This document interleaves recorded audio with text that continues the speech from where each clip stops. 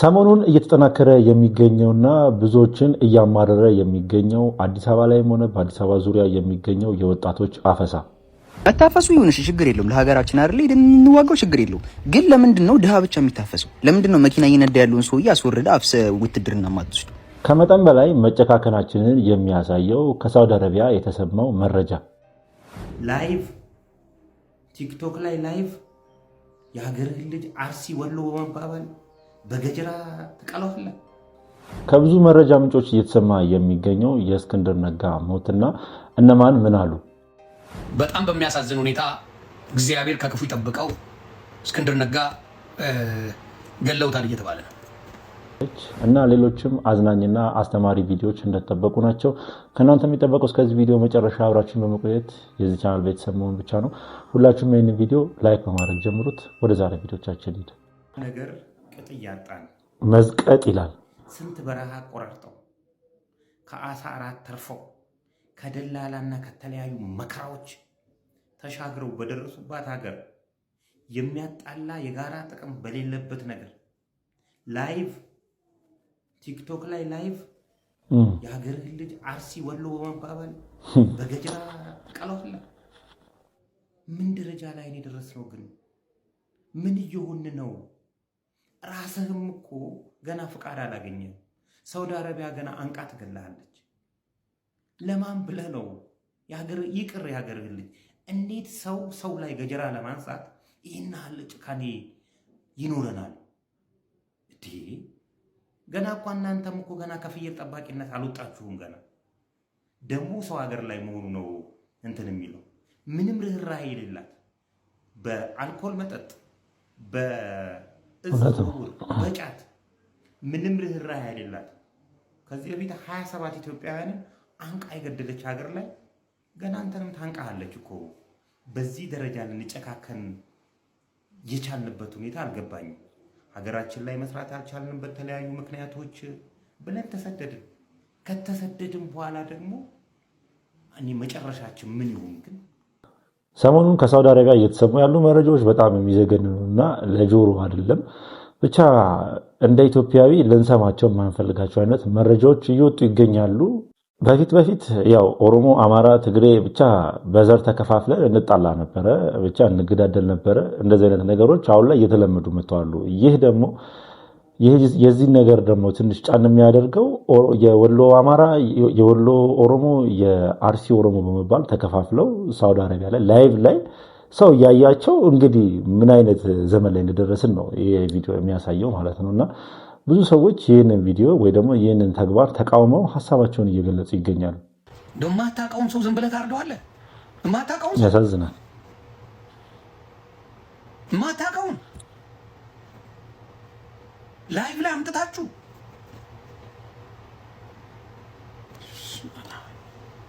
ግን ያ ነገር እንዲደበቅ ያልሰሩት ነገር የለም። ግን አመስግኑልኝ ኪያን እናትኛ ልጆቻችን ሬሳ ላይ አድርገው ሰድበውብናል። ለሀቅ ስትል የምትከፍለው ዋጋ በጣም ብዙ ነው። ኪያ እውነት ነው። ለሀቅ ስትል ዋጋ ትከፍላለህ ኪያ። ከዚህም በላይ ዋጋ ልትከፍል ትችላለህ። ልጆች አይምሩልህ፣ እናት አትመር፣ ማንም አይማርልህ።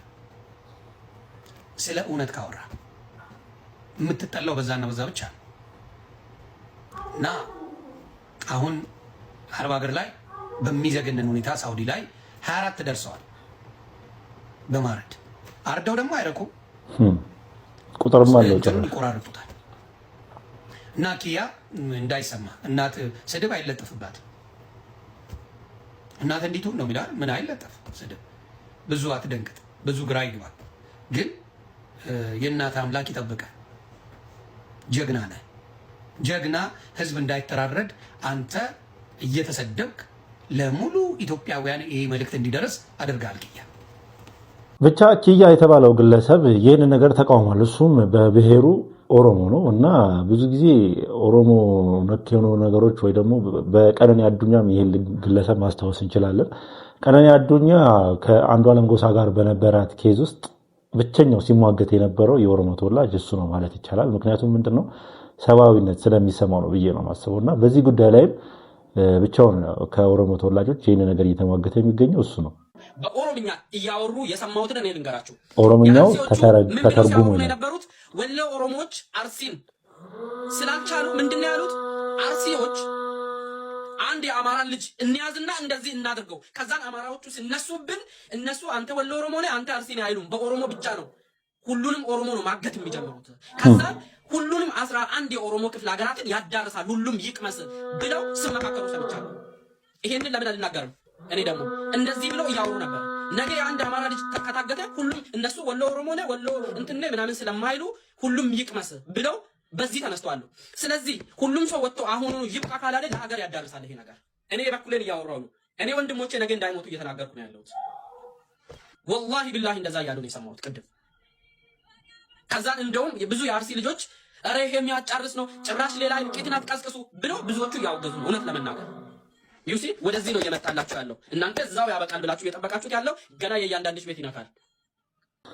ብቻ ይህ ነገር የሚያሳየው አደገኛ መሆኑን ነው። እርስ በርስ መከፋፈል ምን አይነት ጎጂ ነገር እንደሆነ ሁላችንም እናውቃለን።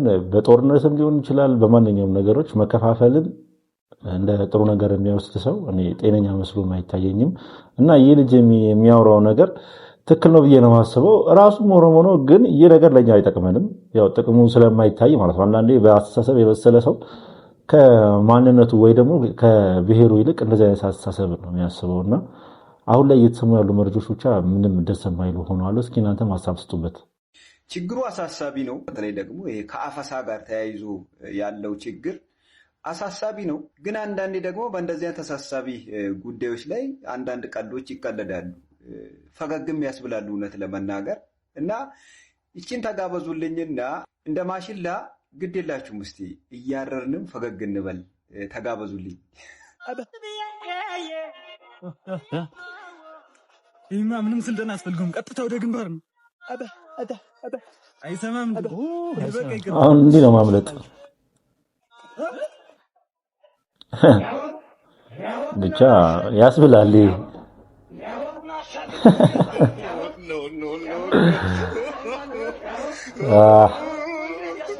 ወዶ አይስቁ አለ።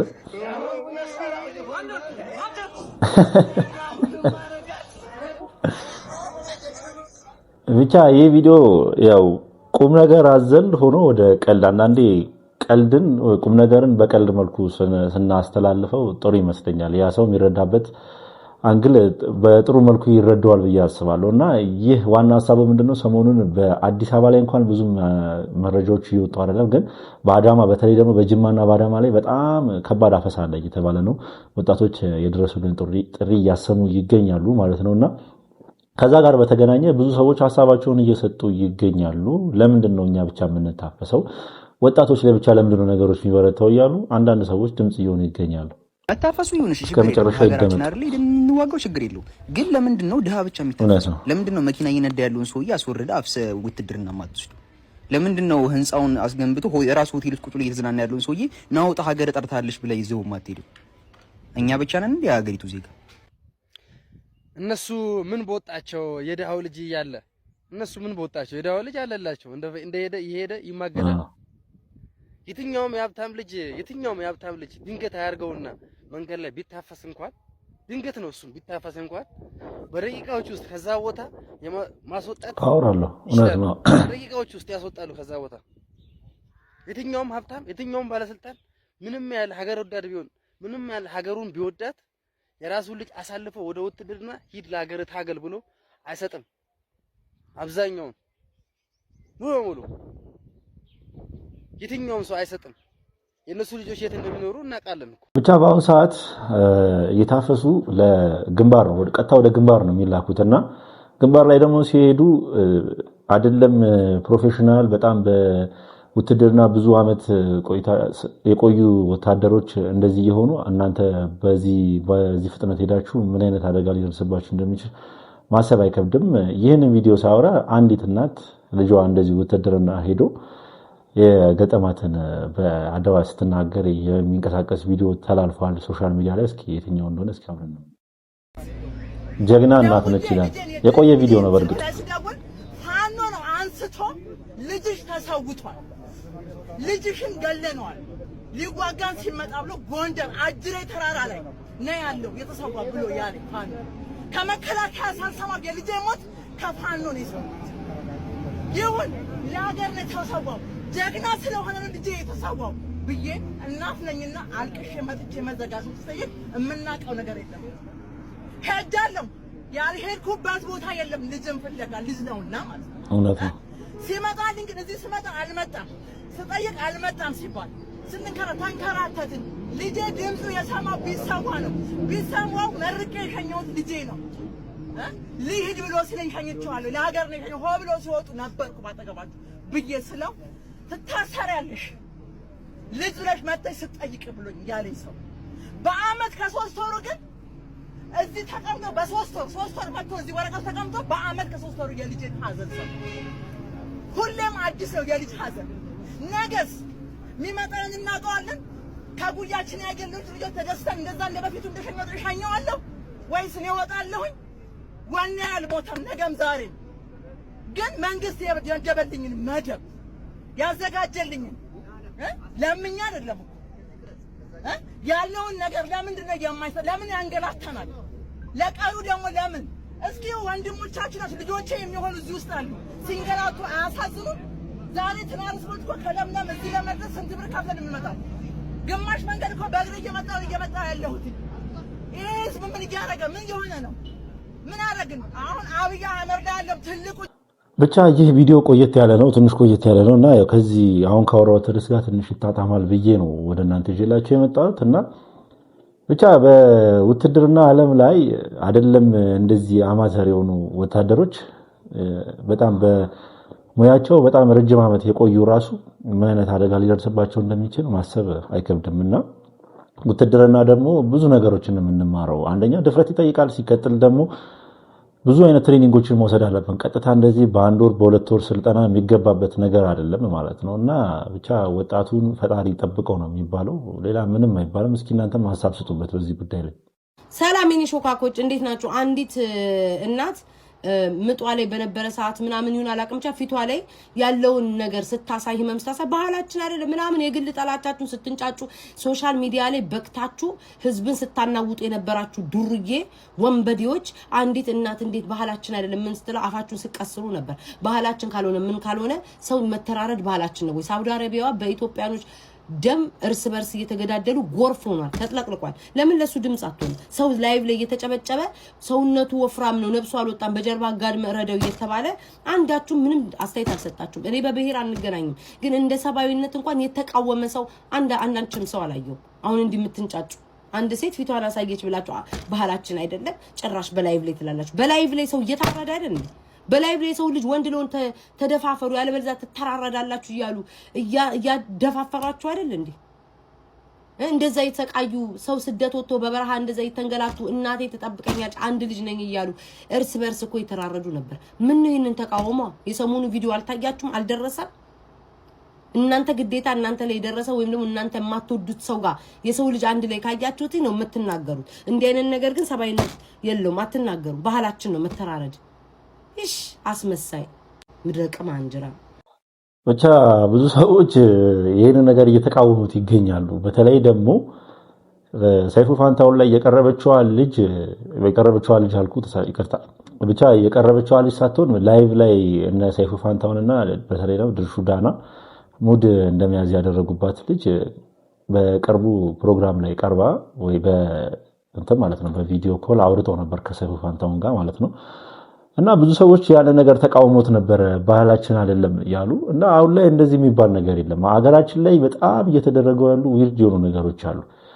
ብቻ ድሮ ሰምተናቸው ማናውቀው አሁን ደግሞ በቃ ስንሰማቸው መገረሙ ላይ ያቆምናቸው ነገሮች አሉ። አሁን የሳውዲ አረቢያ ነው መመልከት ይቻላል። የሴቶች መደፈር፣ መጠለፍ፣ ብቻ ብዙ ነገሮችን እየሰማን እንገኛለን። አሁን ደግሞ መጋብዛችሁ ቪዲዮ ማቀርብላችሁ ቪዲዮ እንዴት እስኪ እናንተ ራሳችሁ ኮሜንት ሴክሽን ላይ ይሄንን ቪዲዮ ስታዩት ምን እንደተሰማችሁ ትሰጡበታላችሁ። እስኪ ኮሜንት ሴክሽን ላይ ሐሳባችሁ ትሰጡበታላችሁ። እስኪ ቪዲዮ ልጋብዛችሁ። መጀመሪያ ሰላም እንዴት ናችሁ? ዱባይ ገብተናል። በእኔ ሐሳብ የሚስማማ ላይክ ሼር በጥያቄያችሁ መሰረት ይዤላችሁ መጥቻለሁ። የምታገኙት በፍቅር አካውንት ገብታችሁ ቁጥሯን በመውሰድ እዚህ ጋር ቁጥሩ ብቻ ሊሸጡት እንዳይሆን በቄ ዲዛይን ወር በቄ ዲዛይን ምናምን አለማፈራቸው እንደው በኢየሱስ። ስለዚህ ጸበሏን የስውሯ ማርያም እናታችንን ጸበል ልታገኙ ትችላላችሁ። አራት ተሽከርካሪብኝ ይሄን ነገር ሊጨርስ። ለማንኛውም ሁላችሁም በስውር ይኸውልህ ወንድሜ አንድ ምክር ልምከርክ። ጸበሉን ለማንም አታከፋፍለው። በመጀመሪያ ጸበል በሃይላንድ ተወግዟል። በሁለተኛ ደረጃ ጸበሉ የሚያስፈልጋት ሴት ከጎን ቆማለች። እንዴት ነው የሚያረጋት? ሽንኩርት እያከፋፈለች ነው እንዴ? የተባረከ የተቀደሰ ነገር እኮ ነው ወንድሜ። ጸበሉን ሁሉ ለሷ አድርግ። እሷ ላይ ያለው ነገር መውጣት አለበት። ብቻ ልጁ ከስውሯ ማርያም ጸበል ይዞ ወደ ዱባይ ይዞ ሊሄድ ነው ማለት ነው። ወደ ዱባይ ብቻ ወደ አረብ ሀገራቶች ብዙ ሰዎች ይህን ነገር ስናገር ይቅርታ አድርጉልኝ፣ ግን ብዙ ጊዜ አረብ ሀገር ላይ ሊሆን ይችላል፣ ብቻ ሳውዲ አረቢያ ሊሆን ይችላል፣ ዱባይ ሊሆን ይችላል፣ አረብ ሀገር ላይ የሚገኙ ሰዎች በእንደዚህ አይነት ነገር ይሸወዳሉ። ያው ታምር ፈልገው ሊሆን ይችላል፣ ግን እኔ በእንደዚህ አይነት መልኩ ታምር ይመጣል ብዬ አላስብም። ሲቀጥል ይሄ ልጅ እርግጠኛውን የምነግራችሁ ጸበል ብሎ ውሃ ራሱ መሸጥ የሚችል አይነት ሞራል ነው ያለው ልጁና ጸበል ከስውሯ ማርያም ብሎ በሃይላንድ አድርጎ እንግዲህ አካውንት እያስገባችሁ ውሰዱ። እንግዲህ የዚህን ያክል ነው እንግዲህ ሀገራችን ውስጥ እየተደረጉ ያሉ ነገሮች እየተስፋፉ የመጡት ማለት ነውና እኔ የኛውን ቪዲዮ ሳየው መጀመሪያ በጣም ነበር የገረመኝ። አንድ የልጁ አለማፈር፣ ሲቀጥል ደግሞ አጠገቡ ያለችው ሚስቱ ልትሆን ትችላለች። ብቻ አጠገቡ ያለችው ሴት እንዴት እንደሚያደርጋት ተመልክታችኋል በቪዲዮ ላይ። ስለ ጸበል ስለ እንደዚህ አይነት ነገር የሚያወሩ አይመስልም። ብቻ በጣም እምነቱንም የተዳፈሩት ያክል ነው የተሰማኝ። እስኪ እናንተ ሐሳብ ስጡበት በዚህ ቪዲዮ። እኔ መቼ ዋሸው? ይሄ ለቃቃሚ ዶክተር ነው ላልኩ ይሄው ዩቲዩብ ላይ በማለት እንደጨነታ ቃለ በራሱ ዩቲዩብ ላይ ቤተሰቧን ሄዶ አስለቅሶ ምናምን አድርጎ ቪዲዮ የት ላይ ጭንላል? ይዳሎል ሚዲያ ላይ። ይሄ ነው ለቃቃሚ ነው። የሰዎችን ቁስል እንጀራ ማድረግ የሚፈልጉ ሰዎች አሉ። እና አንተ አታፍርም? እፍረት የለም እንዴ? የልጅቷን ቤተሰብ ሄዳ ቀርጸ አስለቅሰ። ሰው እኮ ፍትህን የጠየቀው ስለ ፍትህ ነው አይደል? ጉዳያችን ስለ ፍትህ ጉዳይ ከሆነ እኮ ፖሊስ እኮ መግለጫ ሰጠ። ከዚህ በላይ አንተ መነገድ ውስጥ ምንድን ነው የሚያስገባ? ዱቲ ዳሎል እንዴት ነው አሁን በዚህ ሳሁን የጫነው ቪዲዮን? እግዚአብሔር አሁን እኔ ይሄው ዜሮ ቪው ላይ ነው ያየሁት። አላይም ገብቼ ለምን እናያለን? በእኛ ቁስል ላይ ልትነግዱ ነው። እኛ ስለ ፍትህ ነው የምንጠይቀው። በፍትህ ላይ የሚጠይቁ ሰዎችን አምጥተህ ግን አንተ የራስህ ዩቲዩብ ላይ ጫንክ ማለት ልትነግድባት ነው። ደግሞ ወደ እኔ አምጠዋት እኔ በዶላር ምን ተከፋ ያረጋታለሁ? ለቃቃሚ ለራስህ ይኸው ለራስህ አልጫንክም። አሁን እኔ ዋሻው ታዲያ እችን ታዳጊ ሁላችንም እናውቃታለን። ያው በሴቶች ድብደባ እየደረሰባት ቪዲዮ ተሰራጭቷል። ሁላችሁም ተመልክታችኋል ብዬ አስባለሁ። እና ዳሎል ኢንተርቴይንመንት በሚል የዩቲዩብ ቻናሉ የምንላቀው ኑቲ ዳሎል እሷ ጋር ሄዶ ቀርጿት ያው በታምኔሉ ላይ በምትመለከቱት መልኩ ሶሻል ሚዲያ ላይ አጋርቶ ነበር እና ይህ ነገር ከብዙዎች ዘንድ ተቃውሞን እያስነሳበት ይገኛል። እስኪ እናንተ ሀሳብ ስጡበት። ይሄ ቪዲዮ ተቃውሞ ያስነሳል አያስነሳም የሚለውን እናንተ ሀሳብ ስጡበት። ሲቀጥል ደግሞ ሰይፉ ፋንታሁን ያው ከፖሊስ ጋር የነበረውን ቆይታ እስኪ አብረን እንስማ። ፖሊስ አስፈላጊ ማስረጃ ካሰባሰበ በኋላ ለህግ እንዲጠየቁ የማድረግ ስራዎችን ይሰራሉ። ስለዚህ ለድርጊታቸው ተጠያቂ ተደርገዋል። ያው በፖሊስ እንዲጠየቁ የማድረግ ስራ ምርመራ የማጣራት ስራዎች ይሰርተናል። አዎ ግን አሁን ቫይራል የወጣው የተለቀቀው አሁን ነው። እሱን ደግሞ ማለቀቀው እንዴት ተለቀቀ የሚለውንም ከነገና ለማጣራት እያደረግን ያለንበት ሁኔታ።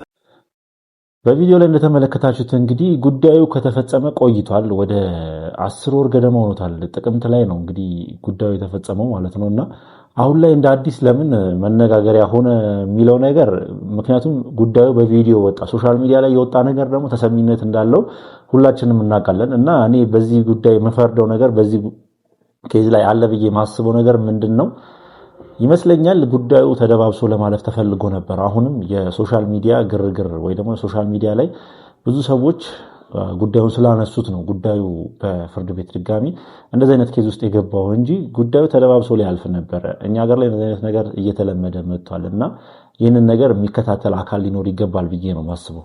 ታዋቂው የስፖርት ጋዜጠኛ አሉላ ፍሬው በፖሊስ ቁጥጥር ስር መዋሉ ተገለጸ። አሉላ ፍሬው ዛሬ 7 ሰዓት ላይ በፌዴራል ፖሊስ አባላት በቁጥጥር ስር መዋሉን ታማኝ የመረጃ ምንጮቻችን አረጋግጠዋል ሲል ጉርሻ ፔጅ አስነብቧል። መረጃዎች እንደሚያመላክቱ ጋዜጠኛው በቁጥጥር ስር የዋለው ምሳውን በመመገብ ላይ እያለ ነው ተብሏል። ጋዜጠኛ አሉላ ፍሬው በቁጥጥር ስር የዋለበት ምክንያት እስካሁን ድረስ በግልጽ ያልታወቀ ሲሆን ከሚመለከታቸው አካላት ተጨማሪ መረጃን ለማግኘት ጥረት እየተደረገ መሆኑን የመረጃ ምንጩ ጠቁሟል። ጋዜጠኛ አሉላ ፍሬው እንግዲህ በአዝናኝና ብቻ በአስቂኝ ኢንፎርሜሽኑ የምናውቀው ጋዜጠኛ የስፖርት ጋዜጠኛ ነበር ማለት ነው እና ከሲዲ ስፖርት ተባሮ ነበረ እና በራሱ ሶሻል ሚዲያ ገጽ ላይ አንዳንድ ነገሮችን ይሞካክር ነበር እና ሰሞኑን እየለቀቃቸው የነበሩ ነገሮች እርግጠኛው ነበርኩ እንደዚህ አይነት ነገር ሊያደርስበት እንደሚችል ማለት ነው እና በስተመጨረሻ በቁጥጥር ስር ውሏል ማለት ነው። እስካሁን መንግስት ይፋ አላደረገም በምን ምክንያት እንደታሰረ፣ ግን ያ በፖለቲካል ኬዝ ነው ይሆናል ብዬ ነው መስለው። እስኪ እናንተ በዚህ ቪዲዮ ማየት ሀሳብ አስተያየት አላችሁ? እኔ ለኢትዮጵያ ሕዝብ ለወዳጆች ይቅር እንዲሉ እኔ እንበረከካለሁ።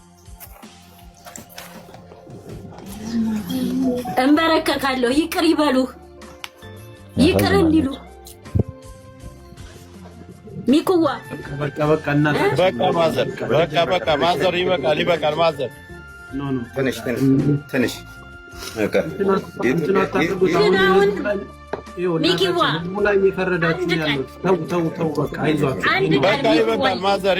ይበቃል። አይደለም ጆከር አንድ ቃል እህትህ ጋር ፍቅር እንድትሆኑ እህትህን ይቅርታ እንድትባባሉ።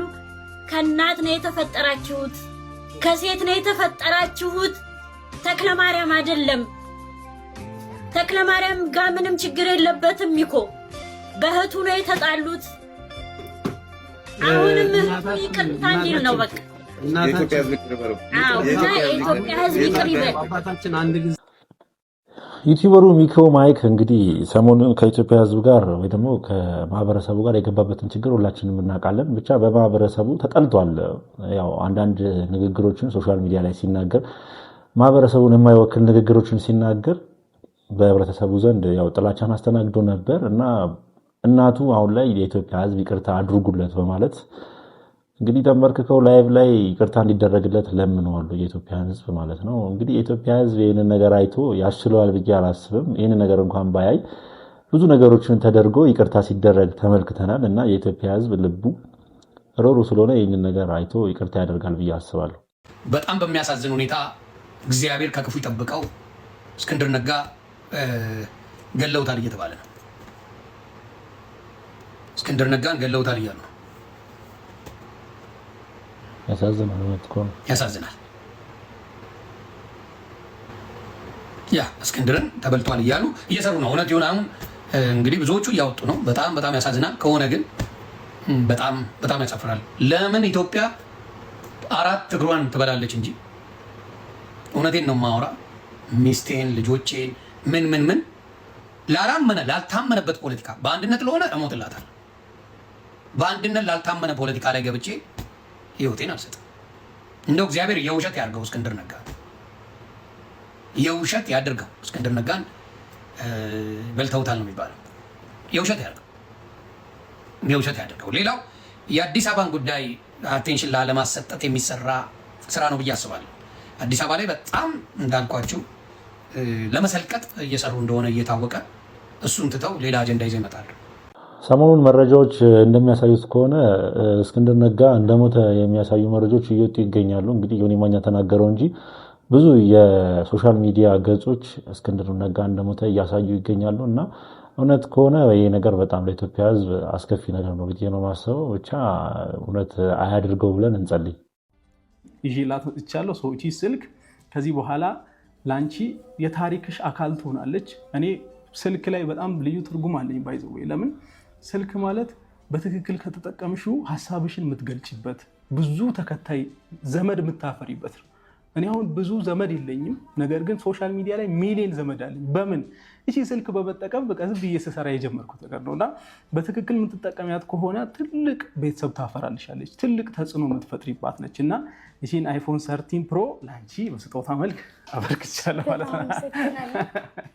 ስለዚህ ዩቲዩብ ቻናልሽን በጭራሽ እንዳጥፊ፣ በጭራሽ በቃ ሰው ካንቺ ይጠብቃል እንድትሰሪ ሁሌ እንድትመጪ ይጠብቃል። በጣም ደስ ይላል። እንግዲህ እናንተ እዚህ ድረስ ከመጣችሁ እኔ ጋር ደግሞ አንድ የዩቲዩብ ኮንተንት አለ። ከዛሬ 5 ዓመት በፊት ጀምሮ ነው በሰራው እያልኩ ሳስበው የነበረው። ግን ያው ኢትዮጵያ ስለማልኖር ኮንተንቱ ከኢትዮጵያ ሆኖ የሚሰራ ነው። ኢትዮጵያ ውስጥ ይሄን ኮንተንት የሰራው ሰው የለም፣ አፍሪካ ውስጥም የለም። ኮንተንቱ አሁን እሷ ካላት ፍምስና ጋር ተያይዞ በጣም አሪፍ ኮንተንት ትልቅ ደረጃ ላይ ትደርስበታለች ብዬ አስባለሁ።